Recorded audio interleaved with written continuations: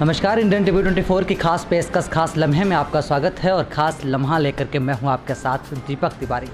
खास लम्हे में हमारे साथ एक खास मेहमान जुड़ते हैं जिनके साथ हमारी खास बातचीत होती है।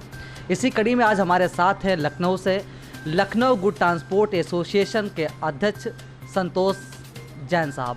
संतोष जैन जी से हमारी बात होगी तमाम बिंदुओं पर। तो आइए रूबरू होते हैं और बातों का सिलसिला शुरू करते हैं। सर, सबसे पहले आपका बहुत बहुत स्वागत है इंडियन टीवी 24। धन्यवाद सर, जैसा कि हम सब ने देखा, बिल्कुल इस बात को नज़रअंदाज नहीं कर सकते हैं कि देश के अंदर जब कोविड-19 जैसे घातक संक्रमण ने दस्तक दी, पूरे विश्व में कहर बरपाया और भारत भी इससे अछूता नहीं रहा। भारत में जब आया तो किसी भी तरीके का व्यवसाय रहा हो, चाहे वो टूरिज्म हो, चाहे वो होटल सेक्टर रहे हो, चाहे वो रियल एस्टेट रहा हो, सब ने इसका दंश झेला, सब ने इसकी चोट खाई। ऐसे में ट्रांसपोर्ट व्यवसाय की अगर बात करें जिसका आप प्रतिनिधित्व कर रहे हैं, उसने भी अच्छी खासी अच्छा खासा इस पर प्रभाव पड़ा, अच्छी खासी चोट झेली है। सर, आप उसका प्रतिनिधित्व कर रहे हैं, ट्रांसपोर्टरों को किस तरीके की समस्याओं का सामना करना पड़ा है इस दौर में, कोरोना के दौर में, इसके बारे में कुछ प्रकाश डालिए। हम लोग इतना सब झेलने के बावजूद लॉकडाउन में 4 अप्रैल से पूरे सरकार के साथ कंधे से कंधा मिला के चले हैं। आपकी जितनी भी सर्विसेज थी सबकी सप्लाई का कार्य हम लोगों ने बहुत खूबी से निभाया है। लेकिन सरकार की तरफ से मुझे बड़े अफसोस के साथ कहना पड़ रहा है कि न तो हमारे ड्राइवरों को कोई फैसिलिटी दी गई, न ट्रांसपोर्टरों को दी गई, न ट्रांसपोर्ट नगर सेंट्रलाइज कराया गया, कोई भी सुविधाएं नहीं दी गई। हम लोग अपने से फिर भी जनता की एवं सरकार की मदद करते रहे। आज हमारा परिवहन व्यवसाय 10 साल पीछे चला गया इस लॉकडाउन के चक्कर में, जिसकी भरपाई किसी भी तरीके से किसी भी रूप में हम नहीं कर सकते। सरकार से उम्मीद करते हैं कि कुछ हमको उसमें छूट प्रदान करे, जिस पे भी सरकार सोचने पे मजबूर नहीं हो रही है। हमारा आप लोग के माध्यम से ये कहना है कि आप लोग सरकार को जगाएं, जिससे सरकार को सोचे। हम लोगों के ऊपर टैक्स का इतना भार है जिसके लिए बराबर लड़ाई लड़ी जा रही है। कम से कम इस लॉकडाउन के पीरियड में गाड़ियों का टैक्स तो माफ़ किया जाए, लेकिन और राज्यों ने माफ़ किया है, लेकिन यूपी सरकार अभी तक हाँ नहीं बोल रही। सर, अगर बात करें, जहाँ तक इस सवाल को लेकर के हम आपके सामने सवाल रखें कि जहाँ पर जब देशव्यापी लॉकडाउन लगा तो उस दौरान कुछ समय के लिए जो टोल टैक्स था उसको सरकार ने माफ़ किया, गाड़ियों का आवागमन जो था, क्योंकि उस दौरान ज़्यादा आवागमन था ही नहीं। लेकिन जैसे ही लॉकडाउन में छूट मिली है, ऐसे में जब आवागमन सुचारू रूप से संचालित होने लगा है, ऐसे में सर जो है टोल टैक्स में इजाफा और कर दिया गया है, उसमें कीमत में वृद्धि और कर दी गई है। बात अगर देखा जाए तो सर अभी तक यूँ था कि अगर दोनों तरफ से अगर वाहन को आना है और जाना है तो ऐसे में एक ही जगह से उसका जो है कर जमा करके वापस किया जा सकता था। अब कर दिया गया है कि एक तरफ से जाएंगे तो पूरा भुगतान करेंगे, दूसरी तरफ से आएंगे तो पूरा भुगतान करेंगे। एक बड़ी समस्या खड़ी हो रही है, मतलब जो है ट्रांसपोर्टरों के लिए, क्या कहना है इसको लेकर के? अरे बहुत बड़ी समस्या है सर। जब गाड़ी का पूरा काम नहीं खुला है, केवल हम दवा और आवश्यक वस्तुओं की सप्लाई कर रहे हैं, तो वापसी में मेरी गाड़ी खाली आनी है, उधर से कुछ माल मिलना नहीं है, उसके भी ऊपर सरकार जो है हमसे टोल टैक्स ले रही है। ये तो एकदम नाइंसाफ़ी वाला काम है और कहीं से कोई भी रियायत नहीं है। आज आरटीओ ऑफिस में एक तरफ हम टैक्स की माफ़ी के लिए लड़ रहे हैं, दूसरी तरफ आरटीओ ऑफिस में अगर फिटनेस कराने गाड़ी जाते तो वो टैक्स भी लेते हैं और पेनाल्टी भी ले रहे हैं, लॉकडाउन के पीरियड की भी। कितनी बड़ी समस्याएं हैं। आप एक तरफ मेडिकल स्टाफ को सब फैसिलिटी देना चाहते हैं, उनका इंश्योरेंस कर रहे हैं, क्या हमारे ड्राइवर इंसान नहीं है? उन्होंने भी तो सेवा की है देश की, वो भी तो लॉकडाउन के टाइम पे आपका माल सब पहुंचा रहे हैं, लेकिन उनके प्रति सरकार का कुछ भी सोचना नहीं है। सर, एक दर्द और उभर करके सामने आया है ट्रांसपोर्टरों का कि जहां एक तरफ टोल टैक्स की बात हो गई, सर टोल टैक्स के अलावा एक और भी एक टैक्स पे करना पड़ रहा है जो है रोड टैक्स। सर, इसके बीच क्या अंतर है रोड टैक्स और टोल टैक्स, इसके बारे में कुछ ज़रा सा प्रकाश डालें। भाई, रोड टैक्स टोल टैक्स तो सरकार जो ले रही है ये तो एकदम गुंडा राज वाला काम हो रहा है। टोल टैक्स के लिए बराबर लड़ाई लड़ी गई कि टोल टैक्स समाप्त हो जाना चाहिए, लेकिन टोल टैक्स ये तो सरकार जो है सब नेता माफियाओं के पास इनका ठेका है और वो लोग वसूल रहे हैं। रोड टैक्स जरूर हम लोगों की गाड़ियों पे लगता है, जिसको हम लोग देते भी हैं और रोड टैक्स देना भी चाहते हैं।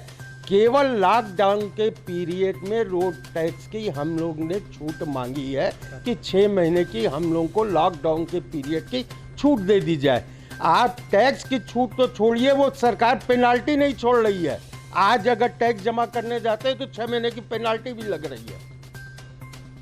सर बात करें अगर लॉकडाउन के दौरान की ही, तो आपके अधीनस्थ जो ड्राइवर रहे हैं, जो ट्रक चालक थे या जो आपकी गाड़ियों के वाहन को लेकर के आते जाते हैं, या फिर अन्य कर्मचारी जो इस काम में सहयोग प्रदान करा रहे थे, उनके तो घर के चूल्हे जलना मुश्किल हो गया सर, उनके तो रोजी रोटी के संकट पड़ गए। तो उनके भुगतान को लेकर के, उनका जो मेहनताना है उसको लेकर के आप सरकार से क्या उम्मीद रखते हैं? भाई सरकार से मांग बराबर रखते हैं। सरकार ट्रांसपोर्ट परिवहन व्यवसाय के लिए कुछ भी सुनने को तैयार नहीं है। हम लोग मजबूर हो जाएंगे। मेरी ऑल इंडिया ट्रांसपोर्ट कांग्रेस जो है, मेरी शीर्ष संस्था है, उनसे भी बातचीत चल रही है। अब हम लोगों को इसको संपूर्ण भारतवर्ष में स्ट्राइक करनी पड़ेगी, तभी सरकार हम लोगों की बात को सुनेगी, अन्यथा सुनने के लिए तैयार नहीं है। हम आप लोग के माध्यम से चाहते हैं कि सरकार तक ये बातें पहुँचे और वो कुछ तो सोचे इस परिवहन व्यवसाय के लिए। नहीं, परिवहन व्यवसाय तो खत्म हो जाएगा एकदम। सर एक समस्या और उभर के सामने आई है कि जैसे जो वाहन निकाला जाता है तो तमाम व्यवसायी ऐसे होते हैं कि वो उनको किस्तों पर निकालते हैं, कुछ डाउन पेमेंट डाल करके इसके बाद EMI का भुगतान करते हैं। बताया जा रहा है कि इस दौरान फिर से EMI जो है उनका भुगतान करना है और विद ब्याज करना है, और ऐसे समय में जब पूरी तरीके से ट्रांसपोर्ट व्यवसाय की कमर टूट चुकी है सर, तो क्या वाकई विद ब्याज वसूली जा रही है EMI? क्या वास्तविकता, क्या सच्चाई इसके बारे में? इसमें वास्तविकता ये है कि 3 महीने के लिए EMI को एक्सटेंड किया है। उन्होंने ब्याज में कोई छूट नहीं दी है, जबकि RBI को हमारी शीर्ष संस्था के द्वारा लेटर भी गया है, लिखा पढ़ी चल रही है ब्याज माफ़ी के लिए, लेकिन अभी तक उस पर कुछ नहीं हुआ है। EMI एक्सटेंड हुई है कि 3 महीने तक वो EMI हमसे अभी नहीं लेंगे। 3 महीने के बाद वो भी ये वार्तालाप चल रही है कि उसको सब में समावेश करके और आगे EMI में उसको लिया जाए, लेकिन ब्याज का अभी तक कोई भी माफ़ी का हम लोग के पास लेटर नहीं आया, जिसके लिए हम लोग प्रयत्नशील हैं। सर और एक जैसे कि समस्त क्षेत्रों को, पूरे शहरों को जो है सैनिटाइज कराया गया, दुर्भाग्य ही कहा जाएगा इसको कि जहां पर एक इतने बड़े व्यवसाय जो भारतीय अर्थव्यवस्था को मजबूती देने के लिए एक बड़ा सा राजस्व ट्रांसपोर्ट व्यवसाय देता है, सुनने में आया है कि वहां पर सैनिटाइज तक नहीं कराया गया। क्या वास्तविकता है इसकी? बिल्कुल सही वास्तविकता है। बहुत लड़ाई लड़ने के बाद एक दिन नगर महापालिका वालों ने बेच के कुछ गलियां कराई दी, लेकिन मैं अपने एसोसिएशन की तरफ से 4 मशीनें खरीद के स्वयं सैनिटाइज सब जगह करवा रहा हूं, और मेरे ट्रांसपोर्टर भाई अपनी अपनी ऑफिस को अपनी सुरक्षा की दृष्टि से सैनिटाइज करके बैठते हैं। सरकार की तरफ से हमें कोई भी इसमें सहयोग नहीं प्रदान हुआ है। सर जब मेडिसिन सप्लाई की बात हो या अन्य आवश्यक वस्तुएं जैसे खाद्य पदार्थ वगैरह इत्यादि थे, तो इनको लेकर के तो वाहन चलते रहे हैं, ट्रांसपोर्ट व्यवसाय के लोग जो थे अपनी सहभागिता देते रहे। ऐसे में इन लोगों की तरफ से जो विभागीय मामला था, इनकी तरफ से कोई समस्या देखने को मिली? नहीं, हमें RTO वगैरह की तरफ से कोई समस्या रास्ते में नहीं आई। समस्या सबसे बड़ी हमारी थी कि हमारे ड्राइवरों को हमको यहाँ से जिस स्टेशन तक भेजते थे वहाँ तक का खाना पानी भी साथ में देना पड़ता था, क्योंकि रास्ते में कोई भी व्यवस्था सरकार की तरफ से नहीं थी। मैं कहते कहते लिख के DM तक के पास जाके मैं लॉकडाउन के टाइम पे मिल के आया हूँ। उनको कहा है साहब पेट्रोल पंपों पे उनकी थर्मल स्कैनिंग करा दें, उनको चाय पानी का नाश्ते का कुछ प्रबंध करा दें, लेकिन सरकार ने कोई प्रबंध कहीं नहीं कराया। हम लोग ने माल भी ढोया है और ड्राइवरों के खाने पीने की व्यवस्था भी स्वयं की है। यही सवाल यहाँ सर रखेंगे कि लखनऊ गुड्स ट्रांसपोर्ट एसोसिएशन के अध्यक्ष के तौर पर जो आपके अधीनस्थ कर्मचारी थे, जो आपका साथ दे रहे थे इस दौर में, तो उनके जब रोजी रोटी का संकट पड़ा है तो कैसे एसोसिएशन उनके लिए खड़ी हुई है, कैसे उसने अपना कदम बढ़ाया है? भाई एसोसिएशन भरसक पूरा प्रयास कर रही है कि मेरा कोई भी कर्मचारी भूखा नहीं सोए।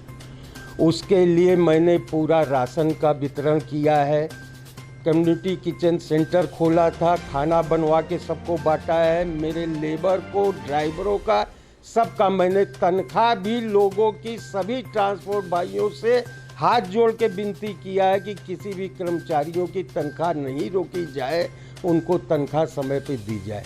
लेकिन सवाल इस बात का होता है कि जब हमारा ही धंधा नहीं चल रहा है तो हम ये सब चीज़ों की पूर्ति कहाँ से करें। हमारी भी एक अपनी सीमा है। सरकार से उम्मीद करते हैं कि कुछ तो रियायत करे, जैसे और सेक्टरों में रियायत कर रही है, कम से कम परिवहन व्यवसाय को भी तो रियायत करे, जो जिसको आप रीढ़ की हड्डी मानते हैं को।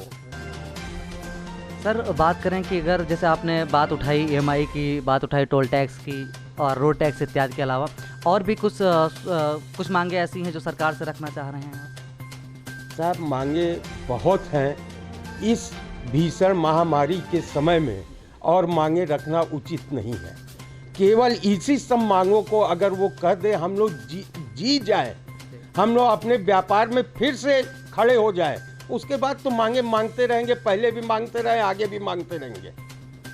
सर अगर इस बात को नज़रअंदाज नहीं कर सकते हैं कि देखिए जहां पर लॉकडाउन को लेकर के भारी छूट दे दी गई है, स्थिति आप लगभग सामान्य हो चुकी हैं, भारी भीड़ रोडों पे देखी जा रही है।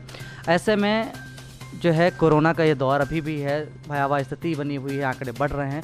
ऐसे में आप एक ट्रांसपोर्ट व्यवसायी होने के नाते समस्त प्रदेशवासियों को, समस्त देशवासियों को इंडियन टीवी 24 के माध्यम से क्या संदेश देना चाहेंगे? मैं समस्त भाइयों को यही संदेश देना चाहता हूँ कि कोरोना ख़त्म नहीं हुआ है, इससे हम लोगों को लड़ना ही पड़ेगा, और अपनी ज़िंदगी को अपने सरकार के भरोसे रह के हम इससे नहीं लड़ सकते। आपको अपने ही भरोसे लड़ना पड़ेगा, जिसको हम लोग कर रहे हैं। और सबसे हम यही विनती करते हैं हाथ जोड़ के कि आप लोग भी सोशल डिस्टेंसिंग का पालन करें, मास्क जरूर लगाएं, सैनिटाइज कराएं, इसी में आप लोग की भलाई है। सर इंडियन टीवी 24 को समय देने के लिए बहुत धन्यवाद। इंडियन टीवी 24 के खास कार्यक्रम खास लम्हे में हमारे साथ लखनऊ गुड ट्रांसपोर्ट एसोसिएशन के अध्यक्ष संतोष जैन साहब हमारे साथ आज मौजूद थे। अगली कड़ी में हम फिर किसी शख्सियत के साथ रूबरू होंगे खास बातचीत करने के लिए। तब तक देखते रहिए इंडियन टीवी 24 मेरे यानी दीपक तिवारी के साथ।